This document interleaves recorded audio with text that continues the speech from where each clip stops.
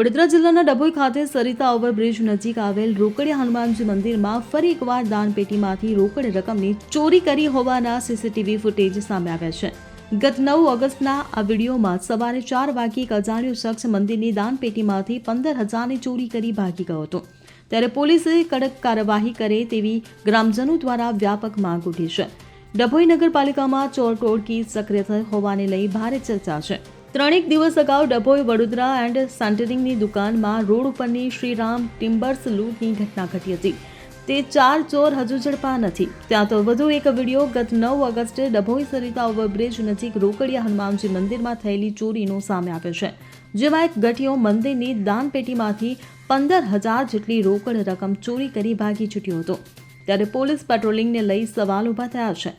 આ બાબતે પોલીસ કડક કાર્યવાહી કરે તેવી લોકોની માંગ ઉઠવા પામી છે.